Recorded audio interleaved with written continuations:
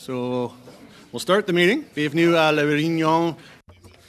Welcome to meeting number 55 of the Standing Committee on Veterans Affairs. We are going to continue the study on women veterans experience. I'll introduce them in just a few moments here, and they'll all get an opportunity to share with us their opening remarks. Before we get started, I will let people know, as we have in the past during this study, Mr. Desilets? Oui, Monsieur le Président, je voudrais savoir. Yes, Chair. Given that we're beginning a lot later than we'd planned, what time do you plan to end? Because I have a speech in the House. It will be necessary to stop the meeting at 5:30 p.m. It's also necessary to end at that hour for our witnesses. Just wanted to, before we begin, we will be dealing today with some topics that are difficult for our witnesses to share, and I know will be difficult for some, especially those who may have had similar experiences to hear as well. And so I just want to let everyone know, our witnesses and anyone else that's with us today, that we do have assistance that is available. If you're finding that you need it, please do ask our clerk, or seek our clerk, and they can make sure that the resources that are available to you are made available. That's a very important thing that I think everyone needs to know, so I wanted to make sure that was clear up front. And so we will get into our meeting, because we do only have just a little over an hour and a half at this point, just because of the late start with votes. Two of our witnesses are online. I will start with our witness that's here in person. We'll give them each 5 minutes approximately to give an opening remark, but given that they are telling us very personal testimony in some cases, I'm going to be fairly lenient. I will just say with that time, please don't take too much advantage of that, but I will, of course, give you the opportunity, because it's important that we make sure that is available to you when you're sharing with us something that is deeply personal and has had obviously big impacts on you. So with that, I will turn to our witnesses. I'll introduce them here first, all three, and then I'll have them all give their opening remarks. So we have here with us in person Master Corporal Jacqueline Wojciechowski. Did I get it right? Okay, Wojciechowski. And she's here with us in person. Online, we have Sergeant Kathleen Mary Ryan and Major Retired Joanne Sevier. And so we will give them all their opportunity for opening remarks. We'll start. Whoa, sorry. We're going to start. Apparently, the preference was to hear of the committee to start with those on virtual video conference. So my apologies. So we will start with Sergeant Kathleen Marie Ryan. The floor is yours. Just open your mic and you can provide some opening remarks to us now. Sure. Thank you very much for inviting me to partake in this committee meeting. The big question is, why are we here? 50 years ago, I marched on Parliament Hill for women's rights. I then joined the Canadian Armed Forces, believing, foolishly, that the government was actually going to do what they said. And here I am, 50 years later, in a committee meeting where we're discussing women's rights in the Canadian Forces. I won't take up too much time of the 5 minutes. There's a lot more to be said. I was in the military for 40 years. That could take up 4 of these meetings. It starts with change, and it starts with understanding. It starts with both genders coming to the table and understanding what the other other expects. And that's, I think that's where we have to look at starting. Thank you. Thank you very much, Sergeant Ryan. And now we'll turn to Major Joanne Seviar for 5 minutes or thereabouts for her opening remarks. Just open your mic, and the floor is yours. Thank you. Thank you all. Thank you to the Senate committee for their interest in this issue and for giving me an opportunity to express myself.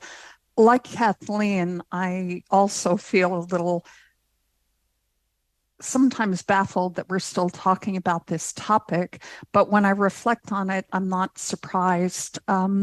Like Kathleen, I put on a uniform at 14 and took it off at 50 when I was medically released from an Afghan injury.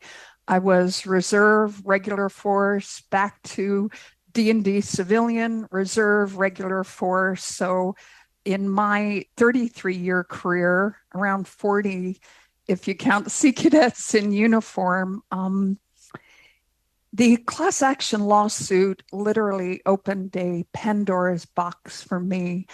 Prior to that, I would say I had an incredible career, and I still feel that way.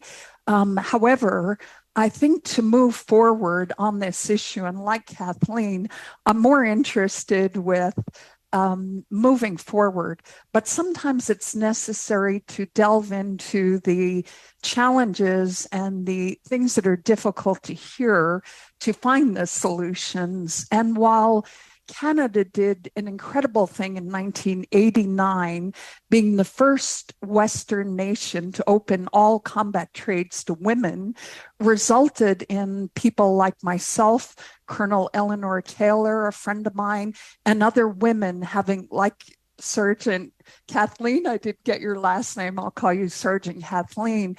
We had incredible careers. I'm not going to say it was easy, but the challenges made me stronger. But I'm interested in answering any questions you might have over my lengthy career that might help us in moving the culture and really identifying this problem for what it was. The Canadian Armed Forces has a crisis in leadership. Pardon, from a very... sorry, I'll have to interrupt you just for a second. Major Sevier, we appear to be having a problem with our translation. It's from English to French. Is that the problem, Luke? Is it okay now? Okay. Are you getting translation now? Okay. Okay. So are you getting the translation while I'm speaking, Luke? Ça semble correct? Oui. Ah, okay. So say okay avec moi. Okay. Major Sevier, if you could just try to, apparently, we think we need to raise the mic a little bit that you've got. Can you just raise it a little bit? Yes. And see if that helps. And maybe just say a few words for us. I'm not going to deduct any of this from your time, but if you can just say a few words so we can see if the translation's working. Right. Okay. How is that audio? Is that clearer? Yeah, say okay, Luke. Yeah. Is that better? Okay. Okay. All right. Okay. I'll just finish with saying it seems like it's better. So maybe what I'll ask you to do is if you can kind of recall, just go back, 15 or 20 seconds into your what you had just said in the previous 15 or 20 seconds before the interruption. If you can kind of roughly recall what it was and start from there. You're breaking up in the audio, so I'm not hearing all your words. But my point was that I'm interested in answering any questions you might have with the objective of using this crisis in leadership as an opportunity, because I really feel that when men and women work together, that we have complementary skills. And while people like myself, Eleanor, proved that we were capable of doing the job and very well, it wasn't with a lot of challenges. And I think it's important to identify those areas that women's voices literally are going to make the armed forces stronger, because we don't often view things the same way. We lead a little differently. And having grown up in that male culture, I understand their side, but I think it's time to start incorporating and valuing the skills of women leaders. So thank you for all the work you do, and I look forward to answering any questions that you might have. Okay, thank you, very much, Major Sevior. And now for our final witness here with us in person, Corporal Jacqueline Wojciechowski.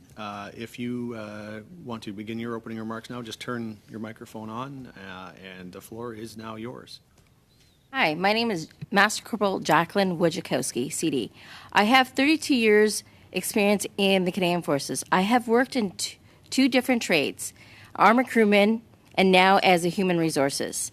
I have various positions with the Lord Strathcona Horse and also with the Princess Light Infantry, 1 MP Regiment, 3 Division Headquarters, 6 Int as their release clerk now, and numerous other units. I'm here to speak about the disconnect between the military and the Veterans Affairs with response to the trauma of injuries and illness and the current serving veterans and women. I believe there's a lack of female represented at all levels in VAC organizations, but especially among the individual representatives.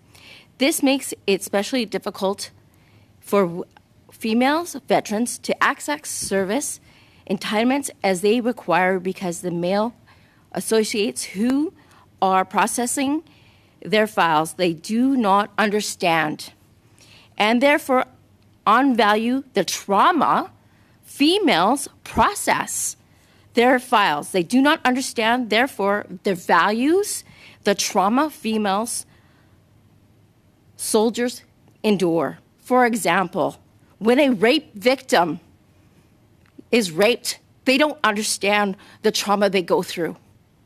Do they? Do you? Do I? I do. I was there. I'm one of them. For instance, a CA lack equipment, the appropriate fit a woman.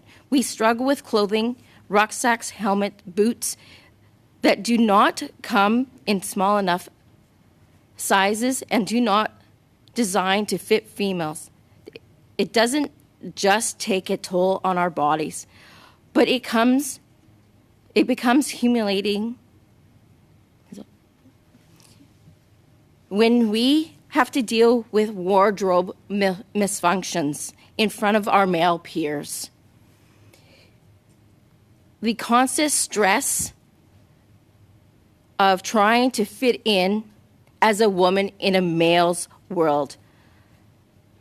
Long-lasting psychological effects. We shouldn't have to revolve stressors gaining access to benefits.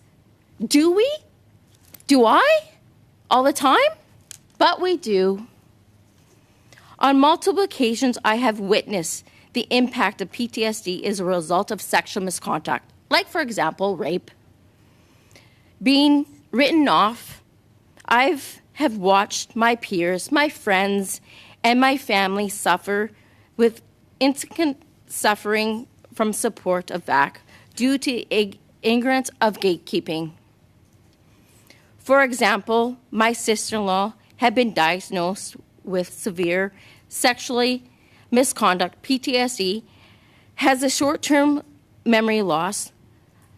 She lives her life out of a daily black book. She served 16 years as a SIGS operator and is receiving none to very little support from VAC. Is that right?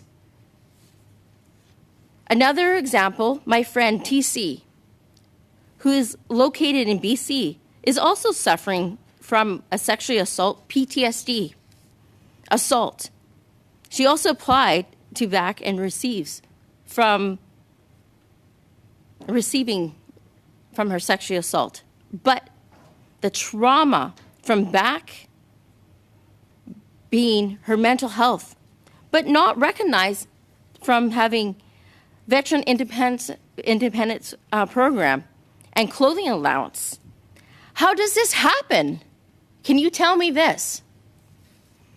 Another example of not being dealing with in process, what's that? Provincial, oh my goodness. Sorry. professional manner is when called up by VAC representative, and I showed how I was informed that I did not call, but he gives me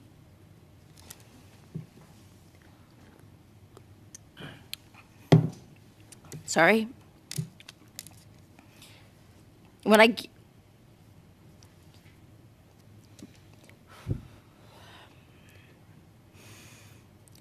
as a personal example, not being dealt with in a professional manner is when I was called by a VAC representative. And I should have been, when I shouldn't have, I informed him that I did not call, but given permission to an MLA, and I had given her to call by her on my behalf to discuss my outstanding claim on my lung disease, and it was in the system since the 27th of November 2000, and it was at stage 3. During this time, it indicated that I should release from my position in the military, though that I am active member and very capable of doing my job. He then hung up and called me back and apologized and reacted to his words. But at this time, my PTSD has gone to 1 to 10. I told him I was recording my conversation, and then he repeated to push me, and that we should call the deputy minister. My PTSD was overloaded, but then continued to push. But during my service, I was raped, sexually harassed, verbally threatened, emotionally controlled due to my trauma. I have lost my self-control. It is at a negative impact my ability to further my promotion, ongoing sexual harassment, and has affected my physically and mentally health, which was not properly diagnosed not until 2018. It was by OSI. Veteran Affairs, in my case, the CAF did not do a proper good job. It was Veteran Affairs who did the correction. In this proper diagnosis, but most females are not that, fortunately. But in my case, what I did to move forward, I did the trial of 3-MDR, the assessed memory desensitization recalculation for my health. Require ongoing counseling, which has helped me, and finding the right person. I have found support groups like Soldier On, Survivor Perspective, working with other groups like Sexual Misconduct and other groups. Although there are some resources available for women through VAC and various other groups, it's not enough for female veterans. We need female representatives hired in Veteran Affairs to actually make changes from the inside out. Veterans Affairs need people like me in this position. We need people to have mentors for our new serving members as well as veterans. In my spare time, I seek out veterans who need help with their paperwork. Veteran Affairs, because their people are suffering without not knowing the entitlements at all. We should be a resource, and I am a world of information. Women are actually seeking me to help them with the entitlements. Alongside the requirements to improve the CF and Veterans fair, we are failing our members, our new serving members and veterans. Without further change and the growth to support members, we are failing them before they even complete the service. Now I am no longer controlled by the shame, the rape, the sexual harassment. I feel empowered to uplift other women to share their own personal stories and stand up for themselves and to be a warrior. I am here. I'm no longer ashamed. I'm here. I'm thank you for this opportunity to speak here today. Thank you very much, and thank you to all of our witnesses. And I will just also thank all of you. I know that you all were originally scheduled to come speak before this committee a few weeks ago, and it was canceled. And I know for particularly the Master Corporal Wojciechowski, she had flown from Alberta to Ottawa, and then found out the meeting was canceled. So I know it was very, difficult for all of you to be able to make the time to come back, I'm sure, and we do appreciate that you have done that, and that we're able to share, have you share your experiences and your expertise and your knowledge with us today. So thank you for that. And what I'm going to do is move to our first round of questioning, and just for the witnesses, what that consists of is 6 minutes for each party. So there'll be 6 minutes for the Conservative Party, then the Liberal Party, then the Bloc Québécois, then the New Democratic Party. And after that first round of questioning, I may, if we feel it's necessary, and probably take a small pause, suspend the meeting briefly for our witnesses' sake, and then we'll move to our second round of questioning. So we'll start with our first round, and as I mentioned, it'll be 6 minutes per party. The first round goes to the Conservative Party for 6 minutes, and that'll be Mrs. Kathy Wagenthal. Thank you, Chair. And through you, Chair, first of all, Sergeant Kathleen Mary Ryan, CD, Joanne Savoie, Major, retired, Master Corporal Jacqueline Wojciechowski, CD. It is an honor to have you here, and I can only imagine your bravery in being here with us today. I know you have things on your heart and your mind and experiences that we need to have a realization Pardon of. me, sorry to Yes. interrupt. I'm going to have to just stop us real quickly here. We do have bells ringing for a vote in the House now. We could continue with a very short round of questions for each member if we were to sit through partially through the bells, but I would need unanimous consent. Do I have unanimous consent to sit for the first 15 minutes or so of the bells? And what I will then do is give each party about a 3-minute round. So, and then we can hopefully come back after the bells. That'll give us our suspension that we were seeking. It'll be a little longer than we planned, and hopefully we can come back after the bells and finish the meeting. So we'll, Mrs. Wagenthal, you have about a minute and a half. You have about 2.5 minutes, pardon me, left in your remarks. Point and d'ordre, I'll Monsieur le move to- Président. Point of order. Chair,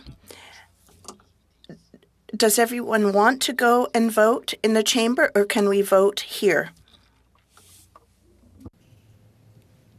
Well, I'm looking around the Donc, room. ma demande, est-ce qu'on Well, my request is, could we all vote here using our telephones? We would save a lot of time if that were possible. Mr. Chair, I plan to vote here. Okay. I guess what I would ask, well, I've got a hand over here, so Mr. Desjardins. No, I just want to help motivate the suggestion from our colleague here. I think given the weight and gravity of the severity of how important this issue is, and given that we have folks from across our country who are present with us, that we have the opportunity to utilize our virtual settings to maybe go to 25 minutes during that adjournment, and then a maximum break of 10 minutes from the 25th minute to the 35th, then resume. Give me one moment here. I'll just see where we're at with the bells and sort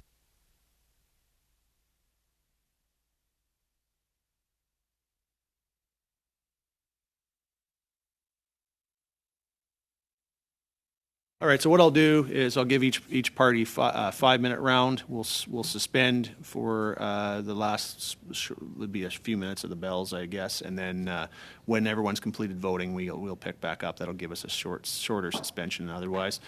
So with that, Mrs. Wagenthal, you would have about 4.5 minutes remaining. Merci, in Monsieur le your- Président. Thank you, Chair. Okay, Mrs. Wagenthal.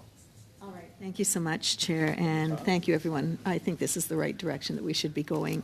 I would just like to ask you each to briefly respond so that we have a sense here of your involvement in wanting to seek change in the military in regards to military sexual trauma. So can you speak to the experience of women veterans in theater versus on base here in Canada? When it comes to military sexual trauma, is there a difference in that? Jacqueline, we'll maybe start with you, and then Ms. Savoie and Marianne Ryan. Ms. Ryan, sorry. Yes, there's a huge difference because I've been overseas and I was approached by a male peer, and he tried to sexually assault me overseas. So in comparison to what's happening here in Canada within the armed forces versus overseas, I hear sometimes I was well protected when I was overseas versus at home. Is that? It's varies. There's my first tour, I was fine. Second tour, I wasn't. Madam Savoie? I certainly haven't experienced any different. I mean, in theater, you're on tour operation, you're very busy. However, having said that, I mean, we have a disgraced General Dan Menard, who was well known in the Vandus for his sexual predatory nature, who was convicted when he was home on leave and has been dishonorably discharged. So when you have a general in charge of a mission having affairs with junior corporals under his command, I think that answers the question very clearly, that there's plenty of opportunity in theater as there was in Canada, and I don't see a difference. It depends the nature of your job. Some of them you may be more protected, but overall the culture was Much. Kathleen? Can you hear me? Yes, there we go. Okay. I agree with the previous women that spoke. I find there is a difference. I was raped in Canada while I was in the reserves, and went on to join the Reg Force and deployed overseas. And on one tour, I was fine. I felt very much protected by the soldiers, men that were around. On other tours, I had to be very leery.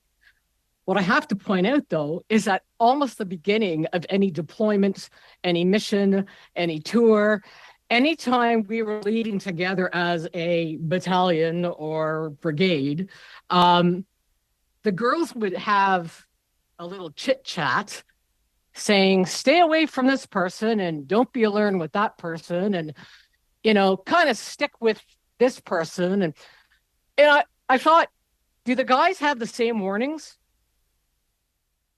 I don't think so. Thank you. Sorry, I didn't mean to interrupt you. No, that's fine. Okay. There's many sides to this. And it's unfortunate that we have such limited amount of time because I could speak forever. Possibly, and I know, Jacqueline, we've had conversations around this. Can changes be made to the manner in which allegations of MST and misconduct are investigated? Yeah, I think so. We need a different, the MPs are not the best way. We need a different investigation group, because I know, for example, there has to be a different way to investigate, because I know me reporting something, there's some really great investigations from the MPs, but sometimes there's not. You know, reporting something, sometimes they just kind of like, yeah, okay, were you really, this really did happen? You got that, they don't believe me. And I've been through that. Do they really believe me? That's the thing. Would you set something up in a way that would mean that you would have someone listening to you who you didn't fear was That's the thing. going to When you challenge go into somewheres, do you want to go have somebody to believe? Like you go into a area, you tell your story. You want somebody to believe you because it's their word against yours. Because I went to an organization. Hey, this guy raped me. The door opened, the screen, they saw me naked. You don't want to have something like that.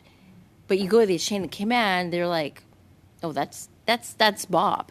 No, it's not Bob. That's not inappropriate manner. You want to be part of your life. This is my life. Then, and I'm sorry, this is quite a while back, Sorry, about a Mrs. tiger. Wagenthal, I okay, do have to stop that's you there, fine. unfortunately, yeah. You know what I'm talking about. And so now we'll move to Mr. Wilson Meow from the Liberal Party for 5 minutes. Thank you, Mr. Chair, and thank you to all the witnesses for your appearance here today. And it's not easy to hear such stories, but we want to also see how we can move forward with this and prevent something like this. And I understand Sergeant Ryan was saying 50 years ago, you're here to advocate for women's rights, and right now we're talking about this in our military and veterans.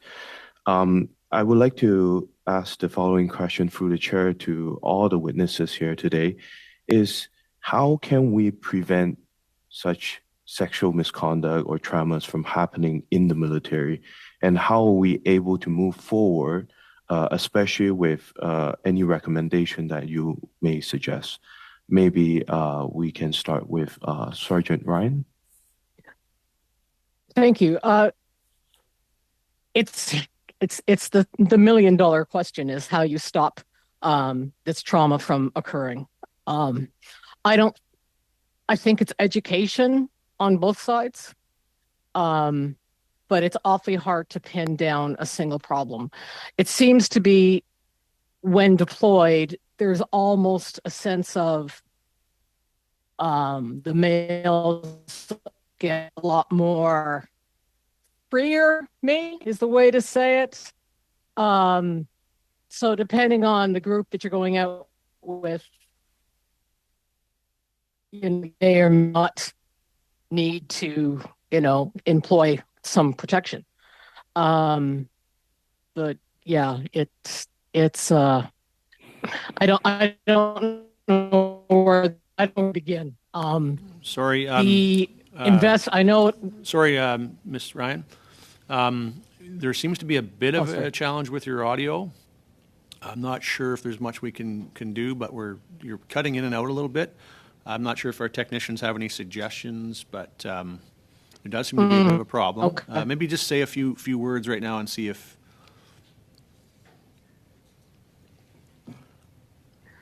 Sure, I'm hoping that this is going to work. And now it's saying my internet connection is unstable. Can you hear me okay now? So we are having just enough challenge with your audio, unfortunately, that I think it's mostly possible for those of us in English to pick it up, but it is a challenge for our interpreters who cannot interpret, and therefore we aren't able to utilize your testimony at this point in time. What we're going to do is have one of our technicians reach out to you and see if they can correct it so that we can get you the opportunity to come back on. So just stay there. Someone will reach out to you and we'll see if we can correct it. So we'll have to move on for the meantime, and hopefully we can get this corrected quickly and come back to you. So Mr. Meow, if you want to redirect your questions, or Mrs. Ryan, we'll get that addressed as quickly as we can. All right, thank you, Mr. Chair. And maybe I can direct the question to Major Sevier. But before that, if Sergeant Ryan, if you have anything that you would like to share with the committee, you're welcome to also type your comments to the clerk as well. So Major Sevier, please, if you may. Thank you for the question. Moving forward, I've thought a lot about it because I think this crisis is an opportunity to move forward in a better way. And that's the million-dollar question. We're talking about cultural change. And I was at a recent meeting. I'm going to be the honorary lieutenant colonel for a reserve unit. So I was at a meeting of all uniform members recently, and they fell into two categories: men who wanted to explain to me that they had no part of it, or men who wanted to tell me that they were the good guys. I think, me included, we all have to take responsibility for the culture. And for those men that said they weren't part of it, it's not true. You could not spend the amount of time that some of these people spent in the military and not hear demeaning comments, sexualized comments against women, women's voices not being heard. So, and I was part of the problem too. I didn't speak up because I needed that career and I felt I had something to prove. You know, that the harder they pushed me, the more I was determined to demonstrate my capability. But, you know, like them, I mean, all three of us were raped, and me by the commandant of a school, and he's not one of the 13 who've already come out. Am I about to go before? And no, that was so long ago. What I wanted to see was change, and to see young Master Corporal Lewinsky, who's clearly way younger. I mean, I put a uniform on in 1979, and to hear that the change. So what can we do? I think we all have to take responsibility to nip any misogynistic comments in the bud, to raise our women to speak up. I think as Canadians, it behooves us to start valuing women's skills, which are softer, which are patience, which are collaboration, which are compassion. And I can give you great examples of working with generals who were hard charging and all the skills we value in the Army, strong men, but they didn't solicit cooperation. Anyone who served the Afghanistan conflict could have predicted the outcome. Thank you. You can't make love and war at the same time. And I think as Canadians, we all have to take a responsibility for changing culture. Thank you for sharing Thank that. And you. I also, Sorry, Mr. Meow, do I have some more time No, for Major Corporal to? Your time is up. Okay, Mr. no Meow. problem. Thank you. So we'll move now to Mr. Desilets du Bloc québécois pour 5 minutes. Thank you very much, Chair. And thank you to our witnesses for being here. We're saddened by the fact that our time will be cut short. And thank you for your service. I've been sitting on this committee from 3-4 years. I've heard that 25% of women have been raped in the armed forces, and we have 3 before us today. This is very saddening. So I have a question for you, Madam Catherine. The Canadian Armed Forces for some months claim they've invested some $3.7 million at Saint-Jean in Quebec, Saint-Jean-sur-Richelieu in Quebec, to improve equipment for women in the Army.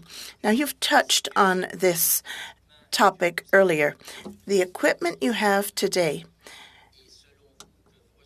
and that you receive, is it adequate? I'm talking about clothing, apparel, so forth. So far, the equipment, we have not received much. Like, seems like out east gets all the equipment first before out west gets anything. We're the last place we get anything. Yes. Pourquoi? Why is that? East. It's usually east to west, and we're the last people to get any new things. I have a friend of mine who dropped me off today. He used to be the chief warrant officer. Chief officer, retired Cuff. He was ordering all the equipment and clothing. He would go to Shiloh, go to Edmonton or Wainwright to get them to try the clothing first because it's the coldest. No, they send it out east. Ça a pas de... It doesn't make sense. Now, are you still dealing with physical injuries today because of inadequate equipment when you were out in the field? We do. I have it all the time. I don't have a proper, for example, our jackets or flat. We have. I don't apologize for my ignorance, but we have flat jackets that should be women should have breasted stuff. We have flat. It's all flat. It should be made it to our bodies. Years ago, they should have stuff that should be properly designed, like years ago, like it should have been. But it's all flatted and it comes apart. La même question. I have the same question for Ms. Sevier and then Mrs. Ryan. Do you have any physical sequela today because of the equipment given you back then in the Army? If you're asking me, I wouldn't say I can point to any specific physical issue that I have for lack of equipment and gear, but I will echo Master Corporal Walensky's comments that in all the time I've been in, they never made progress. The straps wouldn't fit on my shoulders. The flak vests don't fit properly. The pistol I used to have on my hip. Every time I went to the bathroom, I was afraid it would fall in the toilet. So I had my own made where it was a shoulder holster. It's just that the people in procurement really in so many areas just don't consider women's issues. Okay, Madame Ryan, maintenant. Now, Ms. Ryan, please.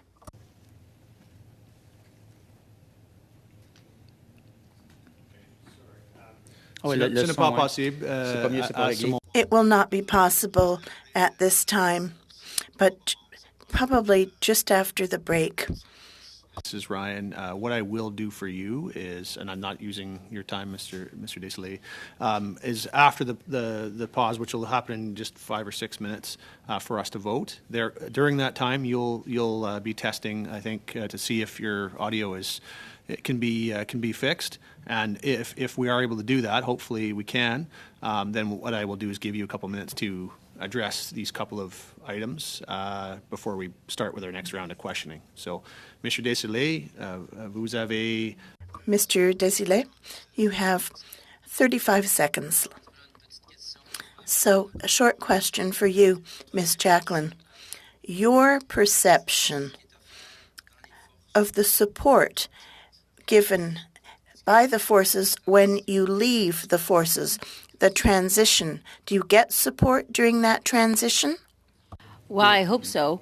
But right now, I was just talking to another member here. I don't trust VAC. I have constant migraines. I'm afraid about what's going to happen to my reproduction system because I was raped. What's going to happen? Will the VAC members, the male, are they going to understand what happens to me after my reproduction? Because my internals are been damaged. Will they know what's going to happen to me? Oui, vous êtes encore C'est nécessaire actif. c'est nécessaire. Ouais, je vais... I want to apologize. You are still active in the forces, so I should have asked my question differently, and I apologize. Merci, Mr. Desailly. And now we have, for 5 minutes, Mr. Desjardins, pardon me, from the New Democratic Party. Thank you very much, Chair. And I do want to first just acknowledge the stories that each of you have shared today and, of course, your service. It's not just a service that you've offered Canadians, but you're offering a service here as well. And I know how hard and difficult that is and how painful it has been suffering so long and maybe even suffering in silence. And so I really do appreciate your voice. And it means a lot to me as a newer member of Parliament. but also someone from Edmonton. And your story in particular, Master Corporal, has really pained me to listen to, but I'm just so proud and grateful that you're a member of our province and you're a member of our city and you're a member of our country, because it's not without sacrifice that it gets better. So I want to say this not for naught. No matter what happens, no matter if this report goes the way it needs to, no matter if these things are not implemented, you're doing something that's going to help people no matter what. Even if the governments, whether it's this or next, don't do those things.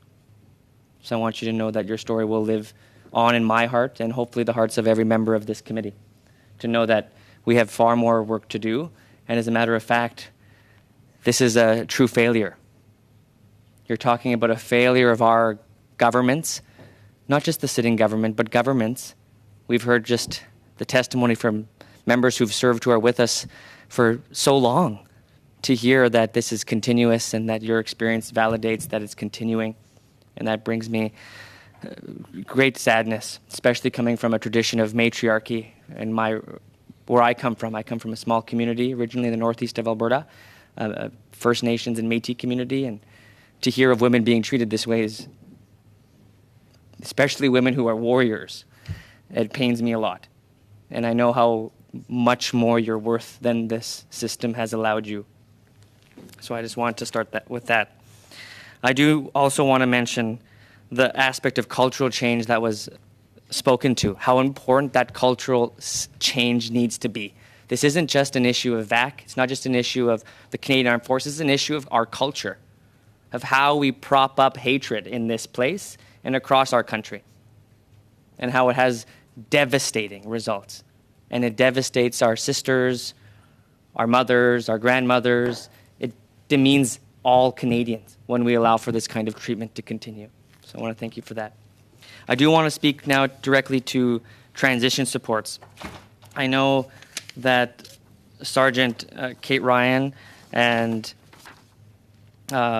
Major Savoir, you've both, of course, have had to go through this and this experience and had to endure, I think, in many ways, the lack of supports that should be necessary for many folks serving. Could you explain to us your experience of transitioning out of military life and back into civil life, and the kind of supports that you feel were lacking or that were there and worked?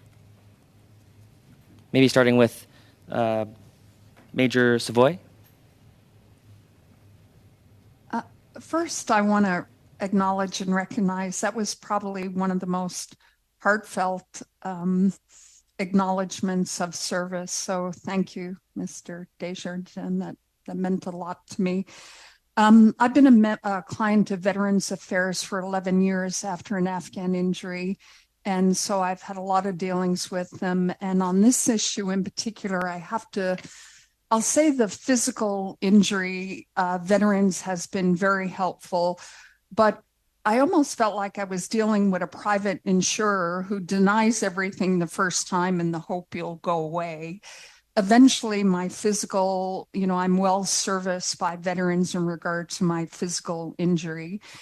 In regard to the class action, I really want to say something here that's important and that was my experience, and I fear is the experience of many more women. When the class action was established, Veterans Affairs policy regarding sexual trauma and the impacts on women's health and women's lives as a result of multiple traumas, not just single incident injury, was not identified in the Veterans Affairs policy. I've been writing the Ombudsman on this issue. When I was diagnosed, and I spent 6 months being diagnosed by a clinical psychologist with female sexual interest disorder, which is a new DSM diagnosis, and persistent depressive, veterans ignored one of them. I spoke to 4 different people who said, well, we didn't deny it, we just ignored it. That's kind of insulting to me as a Canadian and as a client. You just ignored it. So I asked them to put that in writing, but they wouldn't. The desk officer laughed, and I said, my dealings with veterans, I have to put in writing, but you're not affording me that same opportunity. So the ombudsman report, as I suspected, been in government, military a long time. I suspected that their policies weren't up to date at the time the government announced the class action. I was right. They sent me the new policies, and in that new policies, they wouldn't accept the clinical psychologist report. He's a PhD with over 25 years experience. They wanted me to go to my GP. She was insulted. She wrote a statement to veterans saying, "Are you aware of the state of healthcare in Canada?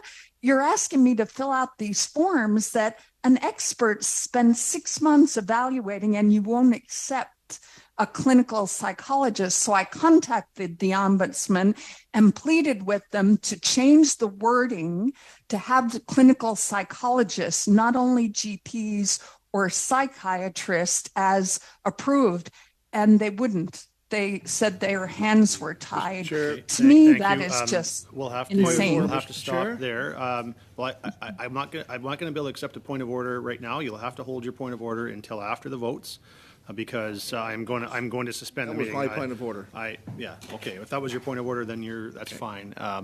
I just wanted to give the witness an opportunity to finish. So we've done that, and what I will now do is, before I do suspend the meeting, I'm going to just remind our one witness, Sergeant Ryan, you will be doing some testing of your audio during the suspension, and hopefully I'll be able to give you an opportunity to just address the one question you had there before we commence our second round. So with that, for about 10 minutes approximately, so everyone can put their vote in, I'm going to suspend the meeting. So meeting suspended.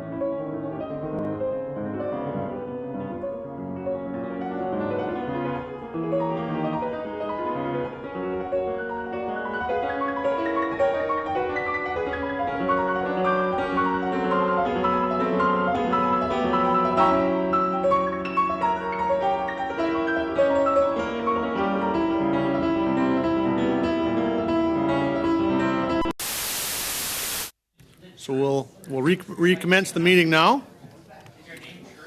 And if members can, members, we've restarted the meeting, please. Members, we've restarted the meeting.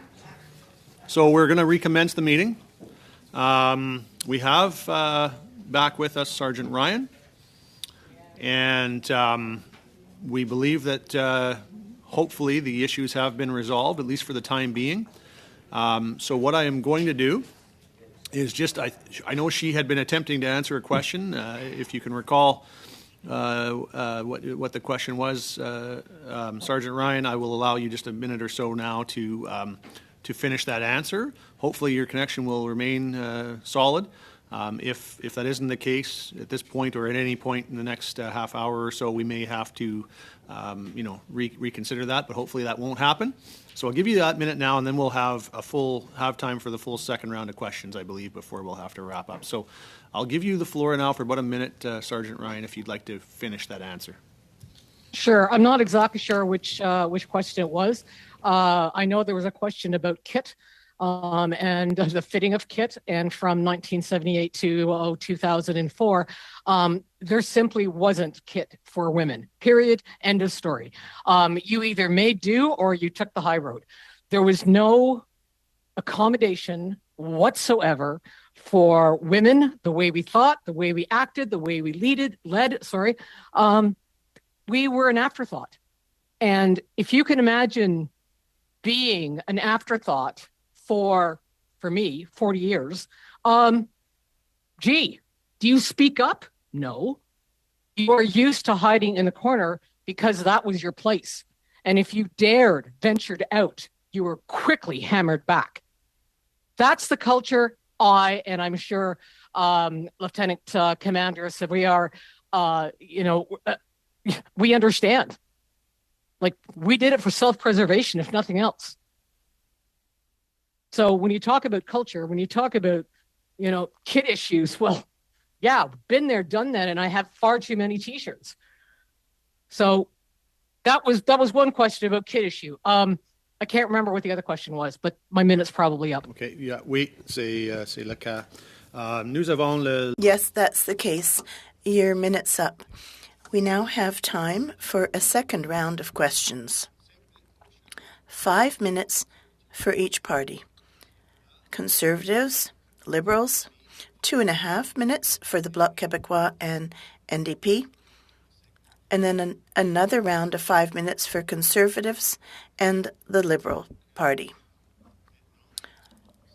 Now, 5 minutes for the Conservative Party. Ms. Wagenthal. Thank you very much, Chair. I'd like to direct this next question to Major Corporal Jacqueline. We know that it appears that sexual misconducts are on the rise in the Canadian Armed Forces. In 2018 fiscal year, there were 256 cases reported, and that number's risen every single year since then. Last fiscal year, there were 444. In DND's most recent departmental plans, there isn't even a determined goal to reduce cases of sexual misconduct. All it says in that column is target to be determined, which says to me there isn't clarity on how they're going to deal with this issue. What we heard was that, well, the numbers are larger because people are feeling far more comfortable and safe coming forward now. Would you say that is reflective of the circumstances now? You're still serving. And what was the suggestion you had in regards to a means of dealing with that through a Tiger team? Well, I brought up to you when I first met you a suggestion to bring a target team. You bring in a team to basically, we bring in the people in to take out the old, because that's basically, we have old people who have the belief that women shouldn't be in the Army. So we bring in and start weeding out the old who have the mentality of the women shouldn't be in the Army, because it's old Recca of the old, and start bringing in, because a lot of us, like I was in the Army since 1992, and then start bringing in the new mentality of this is how, because it's what it is. You bring in what we have and bring it from the top down, because you don't see it. You bring it from the bottom up, we're all working together, but it's this way, you got to bring them together. Because if you don't bring the top and bring it forward, if you have them all together, you can work it all together. Right. I hope that makes sense. Well, so what I'm hearing is the goal is to change the culture, and to try and change it from the top or bottom up will not work. That our problems are from the top down. Is that what I'm hearing? Yes. Okay, thank you. Okay, Ms. Joanne Savoy, you talk about here that you're focused on building a more inclusive and respectful culture. That's what we all want to see, across all of society, let alone specifically in this case within our armed forces, right? But when you were speaking and you were talking about your experiences, you talked about, but I needed my career. and in a way that was used against you. So how would that change? Like, that's something that we need to change, is that you don't have to fear for your career, and that's what keeps you silent. Could you speak to that? Well, I think, am I breaking up there, or do you hear me? Can you hear me clearly? So, Yes or no? yes. Yes, okay. You know, I'm sorry, I lost my train of thought. It can be difficult to focus sometimes. But you were asking again about the cultural change and what was necessary? On the one hand, you're wanting to see a more inclusive and respectful culture, which everyone would say that is the goal. But yet when you talk about your actual life experience, which was in the service, and that would be reflected even today, we're seeing that still happening.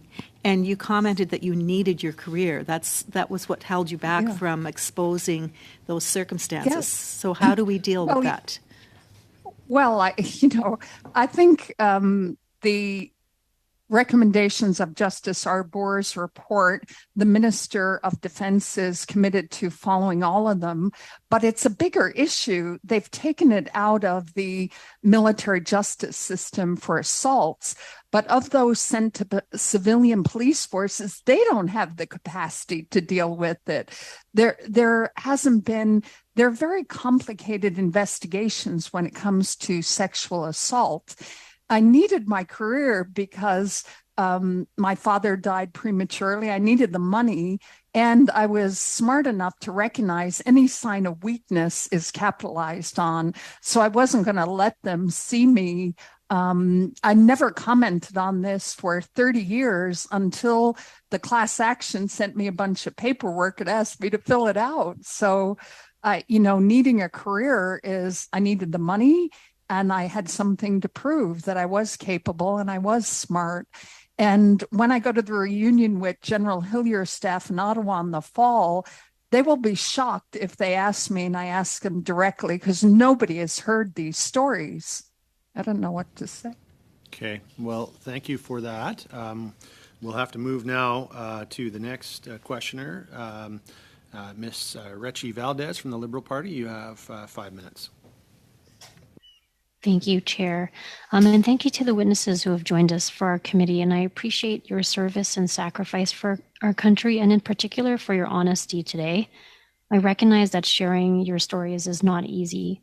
So to each of you, your testimony is powerful, strong, and necessary for change, which is what you're asking for. Through you, Mr. Chair, I'll direct my first set of questions to Sergeant Kathleen Mary Ryan. We received your brief, and I do have some questions.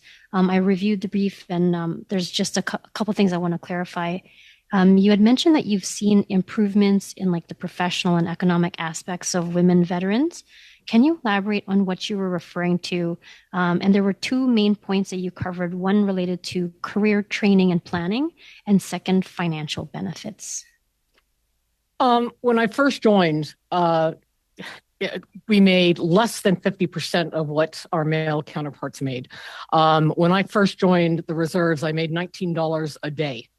And now, when I retired, well, that's totally different.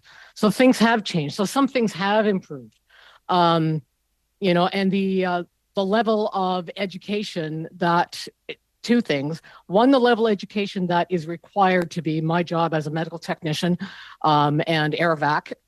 There is a level of intelligence that is needed to do the jobs and the tasks within that job.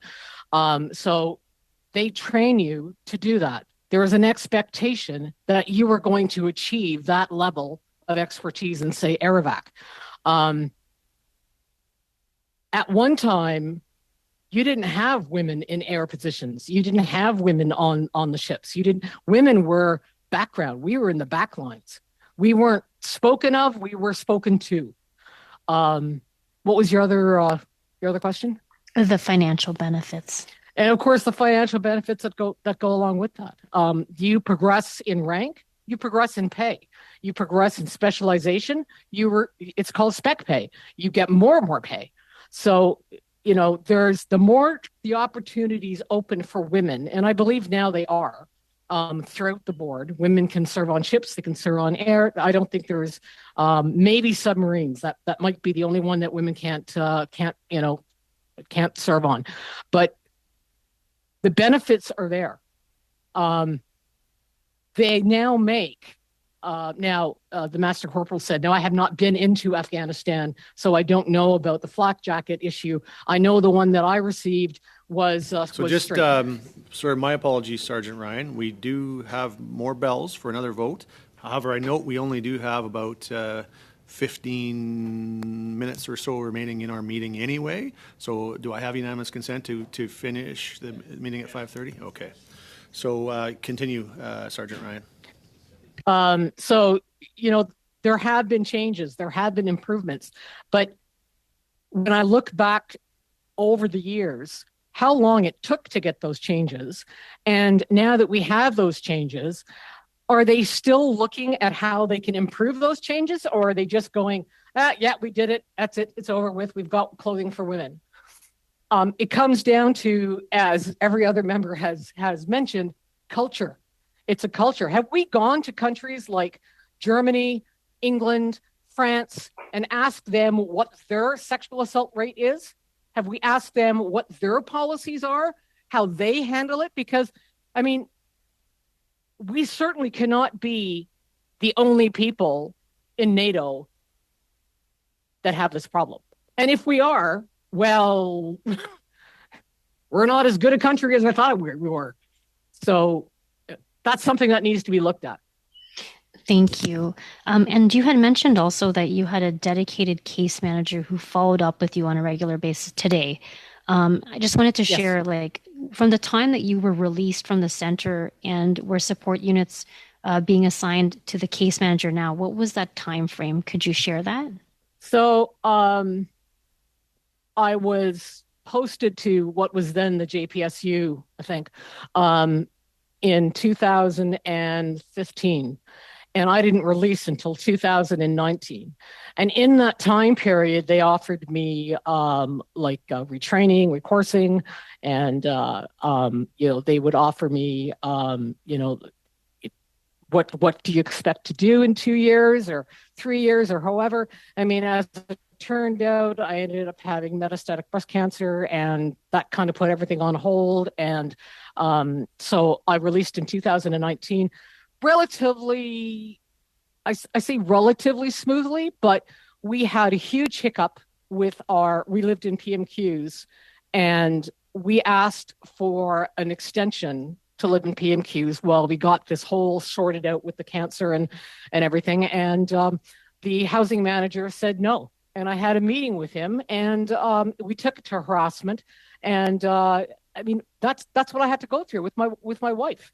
I served the military. I served the people of Canada for 40 years. Does that not count for extending my PMQ for however long I need to? Okay, merci. Maintenant. Thank you. And now, another round of questions. Bloc Québécois, Mr. Desilets. My question is for you, Ms. Jacqueline. You still are in the armed forces. Would you say that in the last 5 or 10 years, the Army culture has changed or improved at all? I could say it has improved some, but with the sexual misconduct, it's slowly improving. But I still think there's a lot to improve, because I did a speech at 3 Division headquarters in December. I think there still needs more. I was supposed to be doing more across Canada about my sexual misconduct. Donc, vous dites à quelque...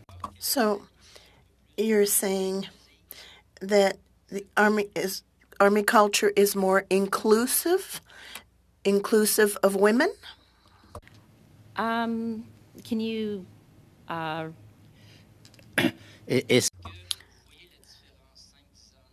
if you look back 5 or 10 years, do you see a difference for women in the Army? Is the Army nowadays more inclusive? Do men accept you more? So when I was an armor crewman, they accepted me back then in the early 90s. In the early 90s, I was very, they loved me because I was part of they saw me as one of the men. I did exactly what they did. I did everything, even back then. But even now, they accept us who we are and doing to now, they accept us. Une question qui peut paraître un peu... So a question that might sound strange. In the Army, nowadays, can you be yourself, or do you have to change your behaviors according to men's expectations? The response fairly brief, if that's okay. They treat us very well, and they expect us to be us. Merci, Mr. Desilets. Thank you, Mr. Desilets. The New Democratic Party for 2.5 minutes, Mr. Desjardins. Thank you very much, Mr. Chair, and I do want to extend my thanks to all my colleagues around this table. It's not often I sit on many committees, and it's not often I see good questions and thoughtful participation in what I think is a very important issue. So I just want to thank the chair and, of course, all my colleagues for this will be my final participation in this committee. And it's been a pleasure working with all of you, and hope you continue this good work and continue to value the lives of those who serve Canada. So now directly to one of my questions, which will be directed to Sergeant Ryan. Sergeant Ryan, you spoke about your participation as a medical technician, and of course, it comes to mind as a woman in the Canadian Armed Forces, serving as a medical technician, dealing with the issues of women's health could present a particularly interesting barrier to your practice, considering there hasn't been much attention or appetite to see many of the concerns of women's health actually addressed, especially when the testimony given today. Would you say, or are CAF medics given the resources and tools they need to properly care for women in the military? And I'm thinking more of along the lines of having the appropriate tools, like a rape kit, for example, or the various tools that make your profession easier. In every clinic, every deployed operation, you will find a rape kit. It's standard issue. And the medics that are trained in Borden, the first thing that you do if a woman says to me, I've been raped, the first thing that I do is I get the nurse in charge, and I call EMPs because there is a process that has to be followed. So we're trained in that, and we're very well trained in that. And I have no complaints about that. And would you find that the Canadian Armed Forces was able to supply you with the appropriate resources and tools to help those victims in that case? Yes, today, yes. Not back when I was first joining. But there have been important changes with the Canadian Forces health system. Oh, thank you very much for that. Now, I just want to ask, I know, Sergeant Ryan, you weren't able to answer this question in my previous round, just on your experience with transition, how that experience was for you when you exited the Canadian Armed Forces and had to deal with VAC, for example. You'll have to keep the response very brief, please. It was stressful. It was stressful. There's no doubt. You're not ready for Civvy Street after 40 years in the military. Okay, thank you for that. That was, in fact, quite brief. Thank you. Now we have just enough time, I think, for one more round of questioning for each of the Conservative and Liberal parties, and I think about 3 minutes each, 3.5 minutes each, let's say. So I will go first to the Conservative Party for 3.5 minutes, and Mrs. Wagenthal. Thank you, Chair. And I do thank you all for your contributions today. We will go back and review this, and I believe it will make a difference in our report. So thank you. Major Retired Joanne Savoie, you talked about when the class action lawsuit came into being, about this issue around VAC policy and there being nothing there for MST. Went through this experience personally of having a clinical psychiatrist report that wasn't accepted and expectation to go to your GP. And you said VAC said they couldn't deal with that, go back to that sensible report because their hands were tied. Can you explain that, please? The ombudsman, I contacted the ombudsman's office, and it was the ombudsman's office who said that they shared with me the new policy that didn't mention clinical psychologists, but they said they weren't able to change it. It wasn't within the ombudsman's purview. It's Veterans Affairs to do that. So if you do nothing, if you recommend that clinical psychologists reports who are PhD experts in the field at least be included for female sexual interest disorder and issues related to female sexual trauma, that would make a difference. It would mean something to me. I think it's important. Our healthcare system's in crisis. Physicians don't have time to be filling out paperwork. So, would you say it's not just the filling out of paperwork, it's actually being the expert dealing with someone who's in a very serious mental health condition? I've been trying for over 2.5 years to get services from Veterans Affairs on this issue with no success to date. My GP wrote a scathing letter telling them they were ridiculous not to acknowledge Dr. Pro's report, but that's gone to veterans, and I don't know how long that'll take. So we're coming on the 3-year mark now, and I have not been able to access any services for my issue. I just need you to say that again. You've had no services. I've had no services, no access to services for the trauma experienced when the class action lawsuit opened Pandora's box for me. I have been trying with Veterans Affairs over a long time. I don't know what to say. I have no influence. I've tried everything I could, and they'll say, I had to wait. You have to wait a long time to get in to see a specialist. So the report I just mailed the other day from my GP, and we'll see what happens. But well, we will do our part here to make sure that that recommendation is highly placed high on our priority list within this report. I'm speaking for the analyst now. Thank you so much for that. That was very revealing and very disturbing. Thank you. Thank you. Mrs. Wagenthal, and thank you, Major Seviar. And we now have time for one last round of questions, and that will come from the Liberal Party and Mr. Cherance Rogers, and you have about 3 minutes. Thank you, Chair, and I thank the witnesses for being here today with us on video or in person.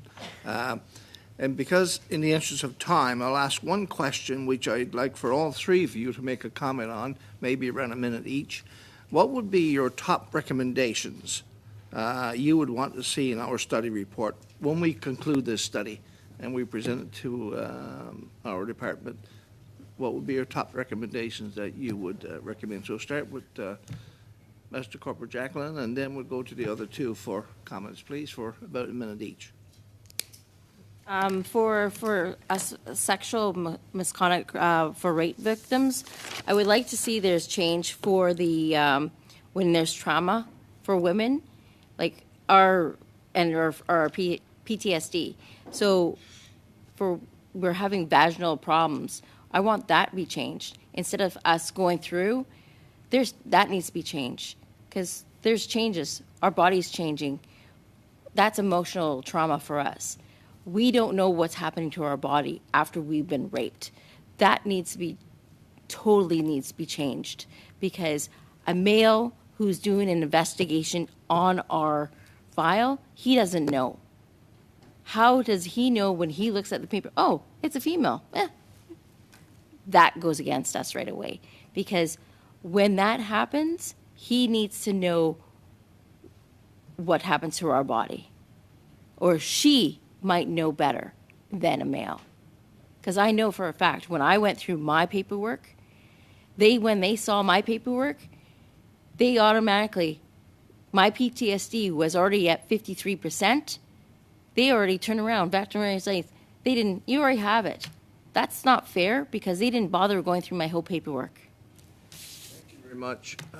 And if there's other things you have on your mind, we'd appreciate if you'd send them to the clerk for the committee to consider.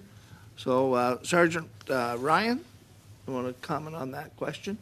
And we only have about just a little under a minute, so you'll have to keep Okay. the answer brief. If you could sort of split your time, yeah.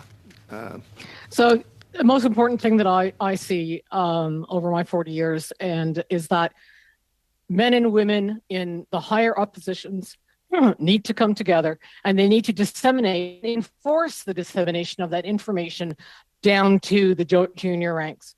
And they have to lead by example, not lead by, oh, I'll speak out of one side of my mouth. Okay. Yeah.